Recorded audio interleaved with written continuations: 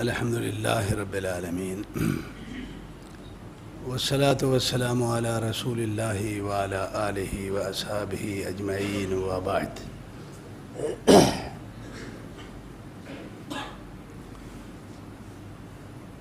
اس طرح کے جو علمی دورہ جات ہیں یہ بہت ہی مفید ہے، اس کا بہت زیادہ فائدہ ہے۔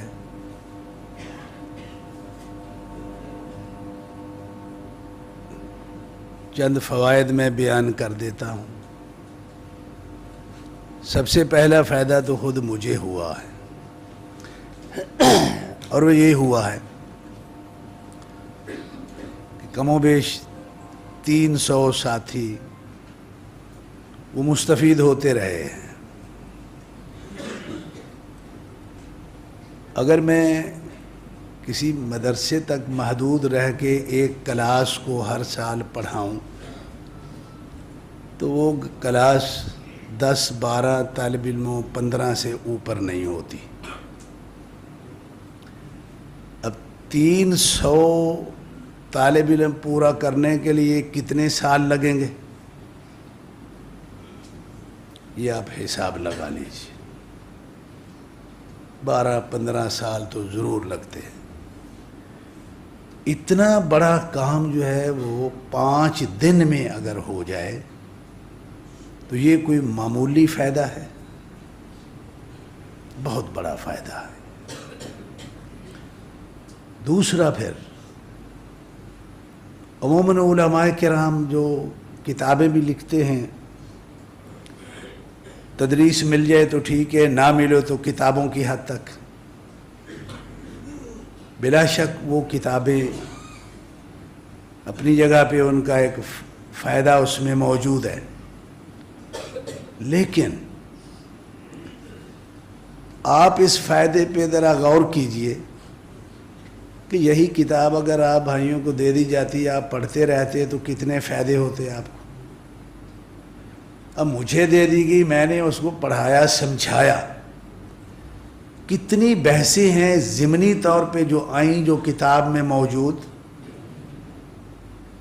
یعنی کتاب کے مواد سے بھی زیادہ جو ضمناً بحثیں ہوئی ہیں وہ اس سے بھی زیادہ ہے۔ اور پھر کتاب کے اندر جو بھی مواقف لکھے ہوئے ہیں وہ بڑے محدود ہیں، لیکن جب پڑھا ہم نے اس کو کھلے ٹائم میں تو بڑی لمبی بحث اس میں ہوئی، بہت کچھ۔ مطلب یہ ہے کہ کتاب تک اگر آپ محدود رہتے تو جو کچھ ملتا، جب پڑھا ہے تو بہت ساری چیزوں کی تفصیلات آئیں، ضمنی طور پہ کئی مسائل آئے جس پہ بات ہوئی، تو یہ تو یعنی اس کتاب کے حجم سے بھی 4-5 گنا زیادہ جو ہے وہ فوائد بن جاتے ہیں۔ تو یہ اس طرح کی جو مجلسیں ہوتی ہیں ان کے یہ فوائد ہوتے ہیں۔ تو میں تو یعنی بہت ضروری سمجھتا ہوں کہ اس طرح کے جو دورہ جات ہیں یہ ہونے چاہیے، اصول فقہ میں بھی ہونے چاہیے، اصول حدیث میں بھی ہونے چاہیے، اور بالخصوص ایک پوائنٹ بہت ضروری ہے، یہ بہت سارا تقدر ہے اور بہت ساری گرد ہے جس کو صاف کرنے کے لیے وہ ہونا چاہیے، وہ ہے اصول حدیث جس عقل، فہم، فلسفے کی بنیاد پہ اس کو ترتیب دیا گیا ہے، اس کے مقابلے میں اصول فقہ جس عقل، فہم اور فلسفے کی بنیاد پہ اس کو ترتیب دیا گیا ہے، ان دونوں فلسفوں میں تقابل بہت ضروری ہے، بہت ہی ضروری ہے۔ تو بہرحال یہ تو ایک میں اگر کر سکیں تو کسی موقع پہ کر لیجئے اس طرح کی بھی اہتمام۔ مزید میں نے جو اس دورے میں ایک چیز بڑی عجیب و غریب جو مجھے دیکھنے کو ملی ہے وہ یہ ہے کہ اس دورے میں بھاری تعداد دوسرے مدارس میں پڑھانے والے مشائخ کی تھی. میں تو نہیں جانتا کہ کون صاحب کہاں طالب علم ہیں کہاں استاد ہیں، لیکن بہرحال معلومات ہوئیں، پتہ چلا کہ ایک بڑی خاصی تعداد جو ہے وہ کبار مشائخ کی یہاں موجود ہے. اب اس میں میرے لیے ایک بڑا سبق ہے، وہ یہ کہ ان مشائخ نے اتنے بڑے مشائخ ہو کے مجھ جیسے ایک عام سے آدمی سے اتنی تواضع سے بیٹھ کے وہ سنتے رہے. اس بات نے بہرحال مجھے متاثر بھی بہت کیا اور میں حیران بھی بہت ہوا ہوں کہ فی زمانہ اس طرح کے منظر نظر نہیں آتے. لیکن یہ کراچی میں ایک علمی فضا جو میں نے یہ دیکھی ہے کہ ایک ادارے کی دعوت پہ سب اداروں کے ذمہ داران بھی تشریف لائے، اساتذہ بھی تشریف لائے، جیسے جیسے تعارف ہوتا گیا شیوخ الحدیث بھی تشریف لائے. کسی نے آر محسوس نہیں کی کہ وہ یہاں بیٹھے ہیں یا وہاں بیٹھے ہیں، طالب علموں پہ آگے بیٹھا ہے اور شیخ الحدیث سے پیچھے بیٹھے ہیں.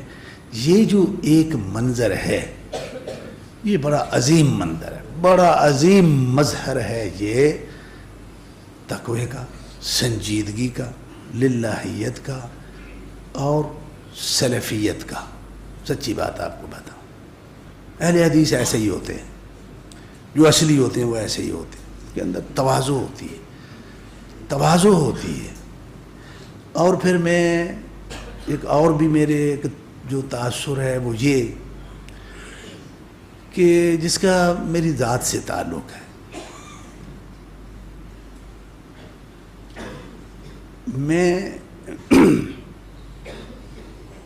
مجھے آج تک یہ کوئی سمجھ نہیں آئی میں کیا ہوں.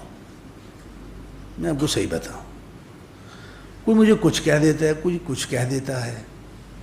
آج جامعہ دراسات میں پروگرام تھا، وہاں ساتھیوں نے مجھے ایشیا کا جو ہے وہ اصولی بنا دیا. بولنا تشریف فرمائے ہمارے بھائی. تو میں اس مجلس اور دورے کے جو شرکاء تھے میں خود الجھا رہا کہ یار میں آپ کو صحیح بتا رہا ہوں، مجھے کچھ پتہ نہیں. اب مجھے، اور یہ تواضع نہیں، میں کوئی غلط بات نہیں کر رہا، بالکل حلفاً کہہ رہا ہوں. یقین کرو کہنے والے کچھ بھی کہتے رہے لیکن مجھے نہیں پتا کہ میں کیا کچھ ہوں. تو جب وہ مجھے ہی پتہ نہیں ہے، آگے میں سمجھتا ہوں کہ جو آگے بیٹھے ہوئے ہیں شیوخ الحدیث بیٹھے ہوئے ہیں وہ مجھ سے بڑے مرتبے میں ہیں، مجھ سے بڑے مقام میں ہیں، تو ظاہر ہے اس چیز کا نفسیاتی طور پہ جو متکلم ہے، گفتگو کرنے والا ہے، اس پہ اثر تو پڑتا ہے نا. تو یہ میں نے سارے اثرات جو ہیں اس کے باوجود کہ یہ میری نفسیات پہ حاوی رہے، لیکن پھر بھی میں نے زور شور لگا کے کچھ نہ کچھ بات آپ بھائیوں کو سنا ڈالی.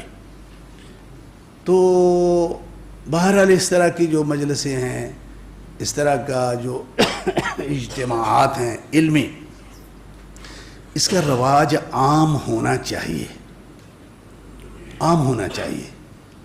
مجھے پتہ ہے بعض مشائخ، بڑے عظیم مشائخ، اصول میں بھی علم حدیث میں بھی، لیکن جب تک وہ اپنے ایک محدود ادارے تک محدود رہیں گے تو ان کا علم وہیں گھوم گھما کے جو ہے نا وہ کاغذوں، ورقوں اور کتاب کی شکل میں وہیں تک محدود رہے گا.